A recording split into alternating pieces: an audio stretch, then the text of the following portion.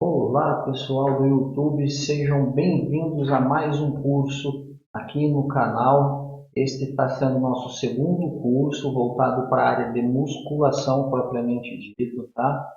Ou treinamento de força, melhor dizendo. Lembrando que toda vez que nós trazemos um conteúdo com diretrizes e métodos de treinamento voltado ao treinamento de força, não simplesmente estamos dizendo da musculação, apesar do curso estar tratando da musculação de uma maneira propriamente dita. Porém, treinamento de força é tudo aquilo que se executa força, né? Por exemplo, um treinamento funcional, um treinamento de calistenia realizado com o peso do próprio corpo, também faz parte de um treinamento de força.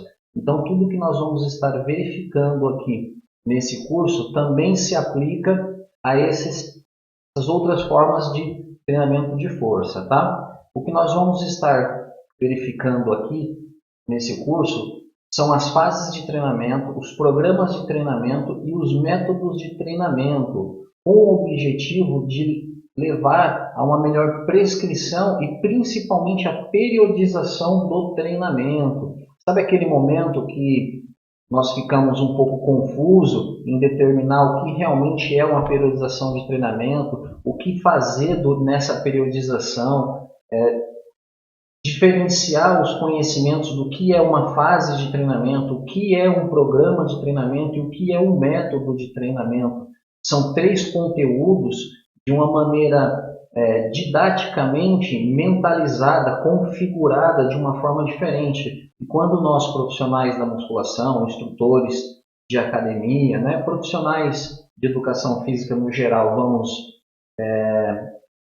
realizar uma prescrição de treinamento, às vezes a gente fica um pouco confuso em tomar a melhor iniciativa de como prescrever um treino coerente, né? Um treino que vai levar aquele indivíduo a bons resultados. E é justamente isso que nós vamos estar tratando aqui nesse curso, tá ok?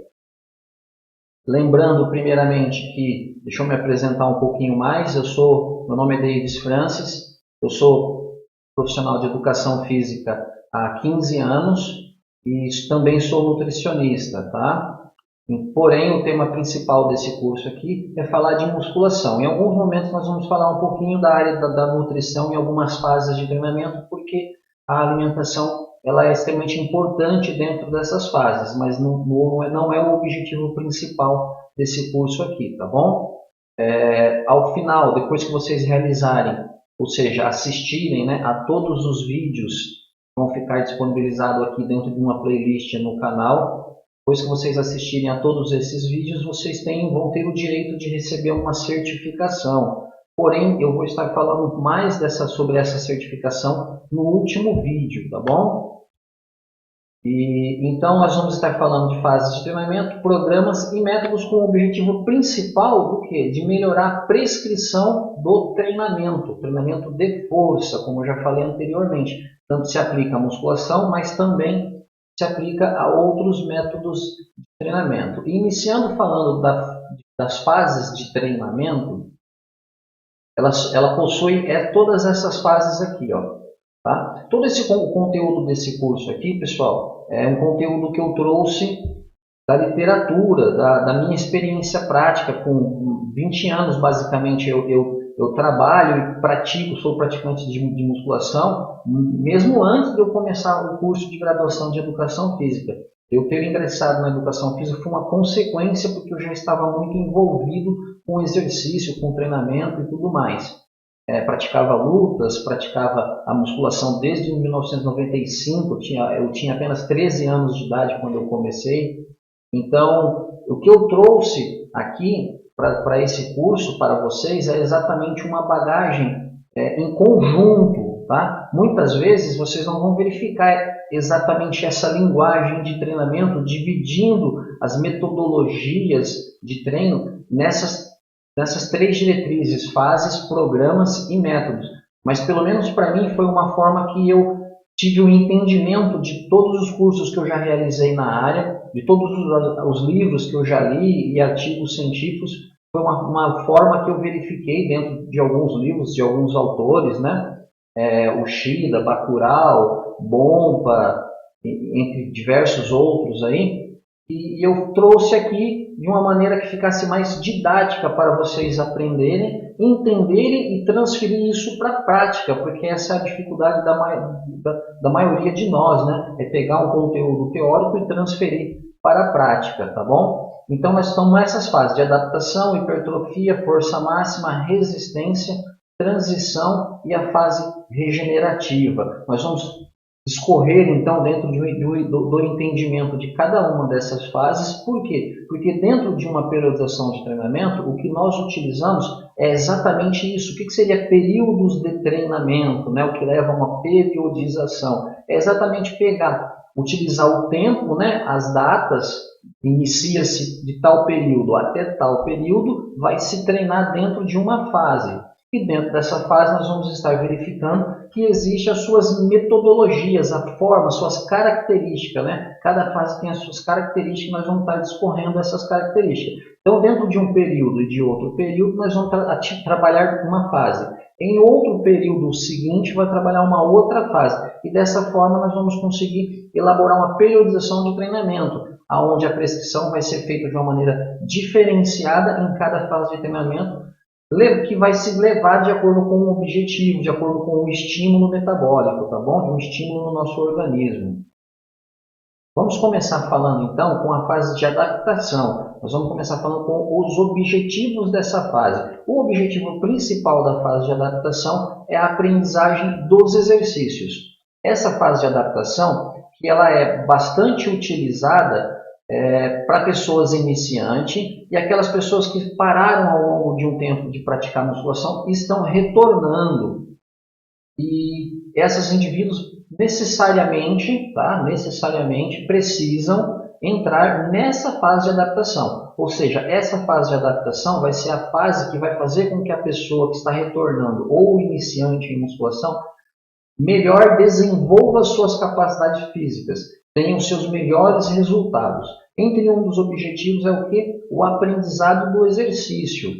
É onde o indivíduo vai estar aprendendo tanto a parte mecânica do movimento, né, o movimento propriamente dito, mas não somente a parte mecânica, também a parte do aprendizado neuromuscular, que é o que eu chamo o que eu coloco como sendo uma das características mais importantes do aprendizado, ser o aprendizado neuromuscular. Nada adianta, por exemplo, o meu aluno, né, a pessoa que eu estou ensinando, ele está executando um movimento 100% correto, correto que eu digo de acordo com as diretrizes da literatura, porque existem algumas particularidades individuais no próprio movimento, de acordo com cada pessoa, mas correto eu quero dizer em relação às diretrizes gerais da musculação ou do treinamento de força. Então, não adianta nada o meu aluno estar executando 100% correto esse exercício, porém a parte neuromuscular, ou seja, o músculo-alvo, o músculo que está contraindo, né, o foco daquele exercício não está sendo adequado. É quando ele vai estar fazendo um exercício que nós profissionais esperamos que esse exercício esteja contraindo determinado grupo muscular, porém não está contraindo esse grupo muscular, está contraindo um outro grupo muscular. Isso ocorre devido a uma iniciativa errônea no processo de ensino-aprendizagem.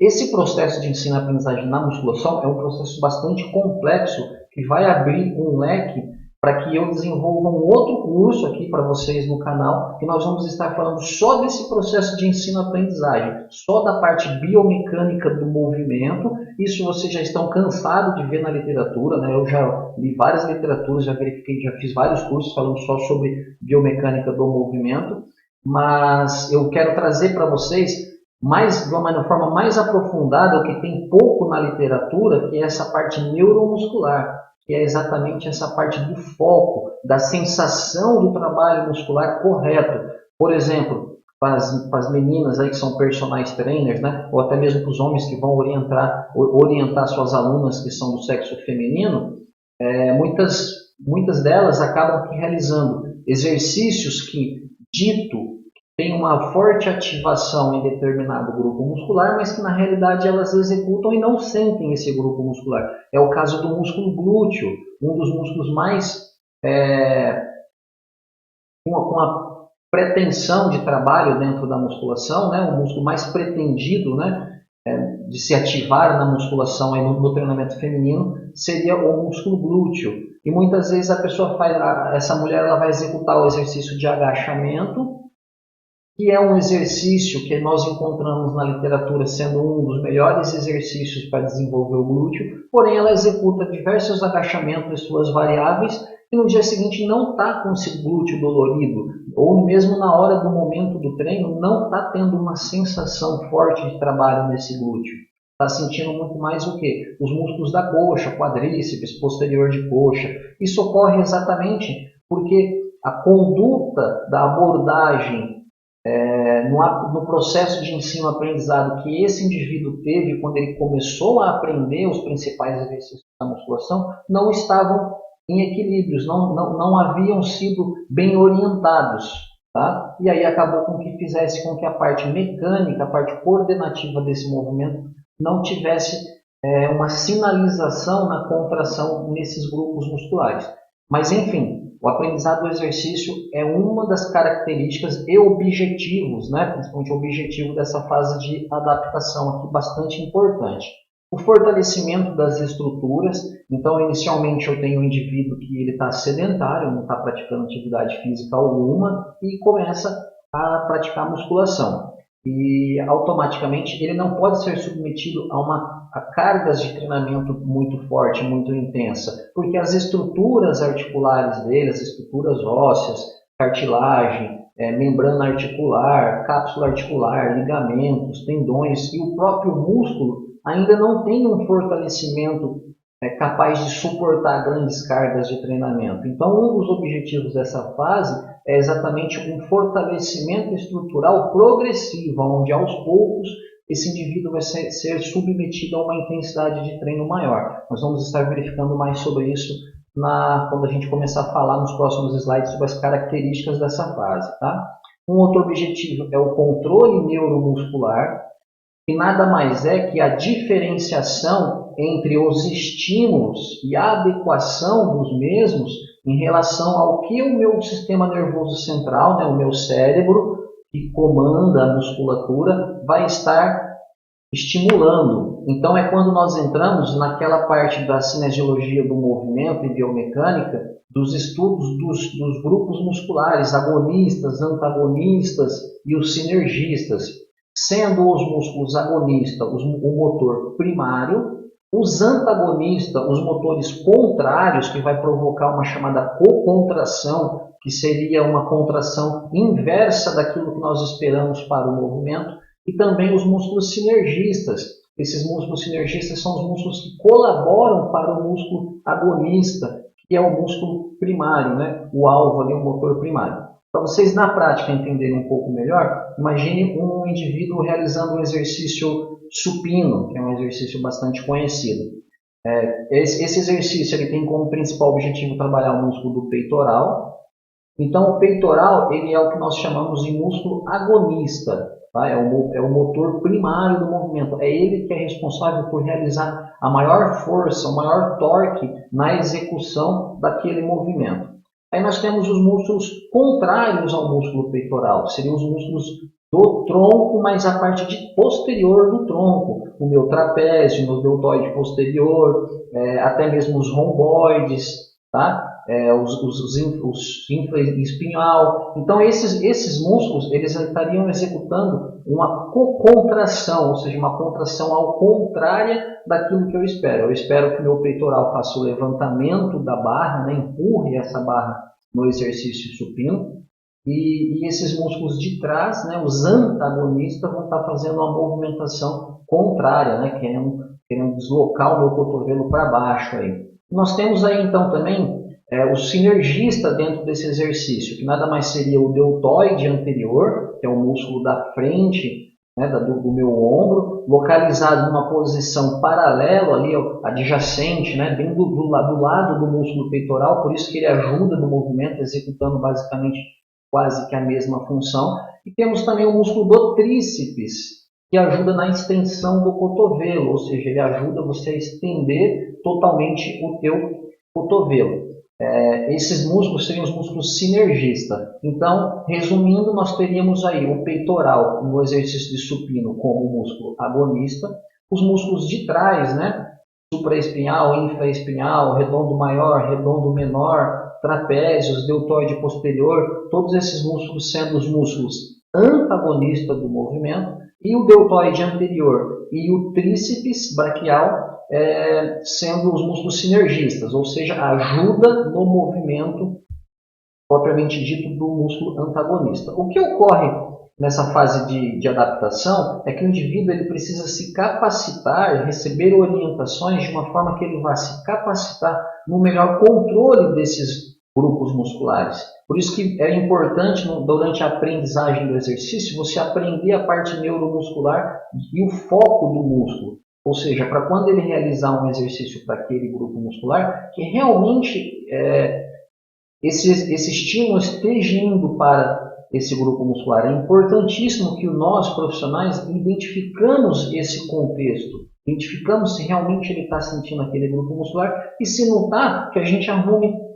formas de tentar explicar para ele como que ele vai chegar a essa conclusão, tá? Como que ele vai chegar a estabelecer esse padrão de movimento, esse padrão de controle muscular. Uma das orientações principais é, no mínimo, informar para o teu aluno qual que é o músculo pretendido e falar para ele que ele tem que tentar realizar aquele movimento correto, porém ativando aquele músculo. E que no começo, se ele fizer um supino e sentir muito mais o tríceps do que muito mais o peitoral, que isso é normal, é um padrão inicial. Aos poucos, o indivíduo ele vai se adaptando e o próprio sistema nervoso central vai elaborando uma coordenação muscular de uma maneira que ele vai ativando menos os músculos antagonistas, ou seja, os músculos contrários, e vai ativando menos também os músculos sinergistas, aumentando a tensão no músculo alvo. Isso é uma adaptação. Ou seja, se eu pego o indivíduo nessa fase de adaptação iniciante e já submeto ele a um treinamento com altas cargas, antes que ele tenha aprendido, antes que ele tenha adquirido um controle neuromuscular, nada vai garantir que essa força realizada em maior intensidade está indo para o grupo muscular correto. Essa é a importância de respeitar a fase de adaptação.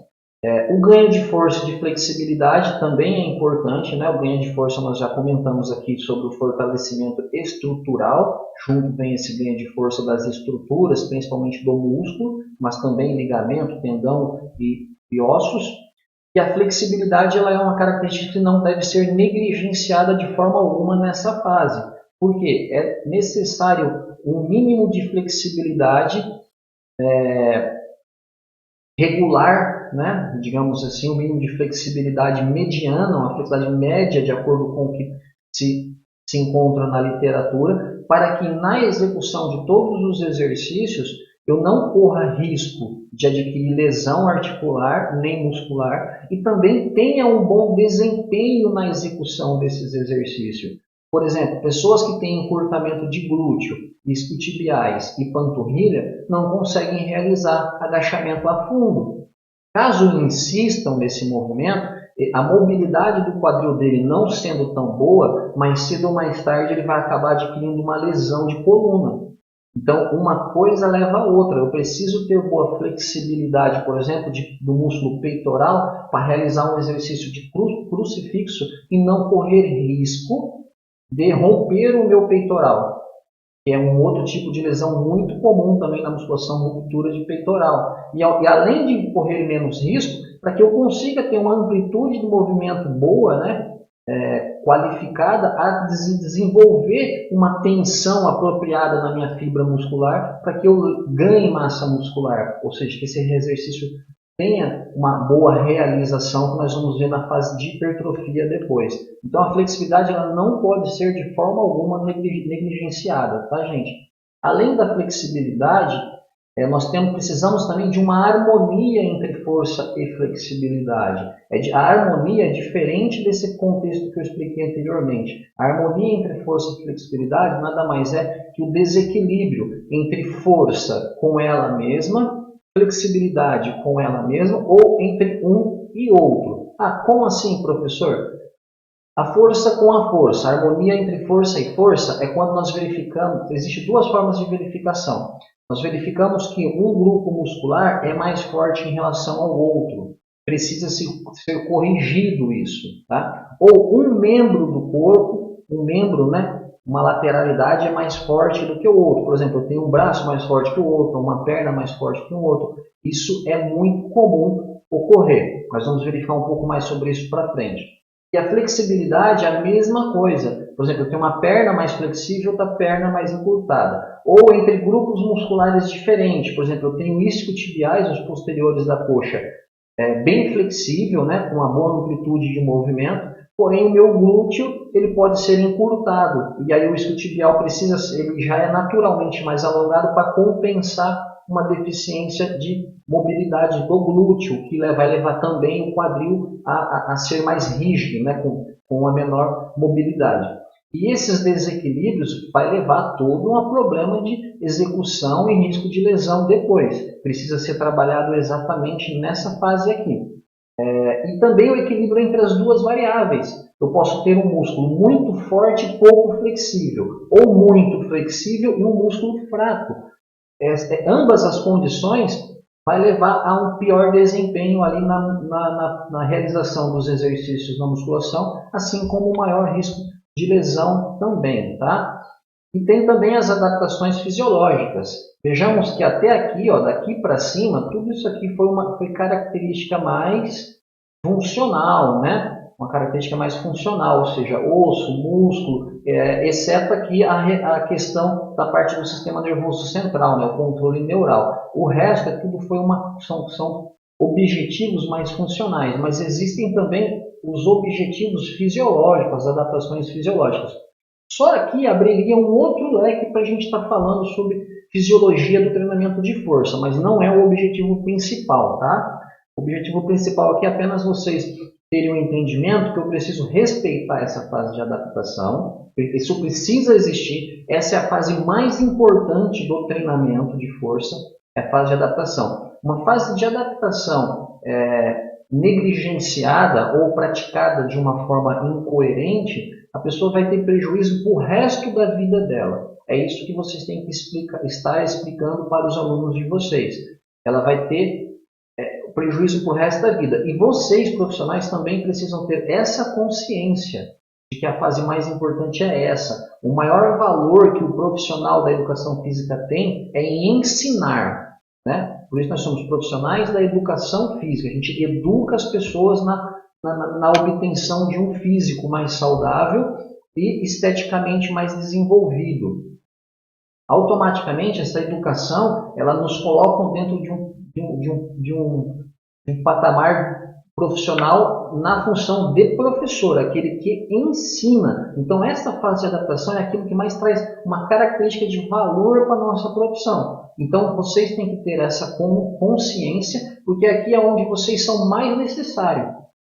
Tá? Depois que o indivíduo ele aprende, não quer dizer que ele não tem uma necessidade de orientação, mas essa necessidade é muito menor quando se comparada à fase de adaptação. Eu até costumo dizer que todos os praticantes de musculação precisariam ter um personal trainer, que é aquele treinador, aquele professor de educação física que vai ficar com ele pelo menos durante 2, 3 meses, para que ele realize uma boa fase de adaptação. Dali para frente, o indivíduo vai conseguir se virar sozinho, digamos assim, tá? Então é bastante importante todas essas questões aqui, com o objetivo do quê? Que eu já disse, prevenir lesões e melhorar o rendimento, tá? Eu não posso passar um indivíduo para uma fase mais avançada sem que ele tenha uma boa controle neuromuscular e saiba realizar os exercícios de uma maneira adequada. Ele não vai ter rendimento acentuado numa fase seguinte.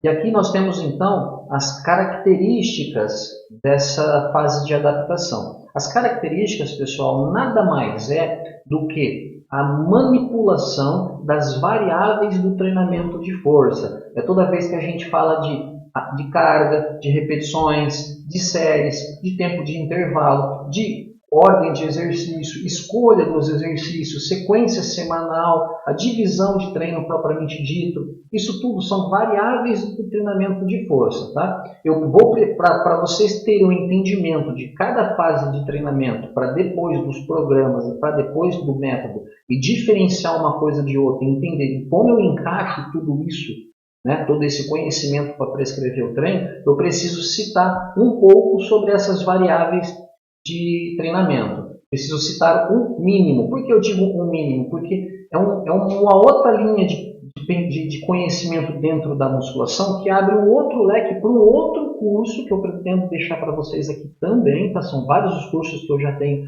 intenção de deixar aqui para vocês. Esse canal é muito novo. Eu estou gravando esse vídeo aqui na segunda semana de existência desse canal aqui, que eu comecei a movimentar esse canal. Então é um canal muito novo e eu tenho várias ideias. É interessante que vocês fiquem aqui comigo para que vocês um curso vai complementar um outro curso dentro de um conhecimento.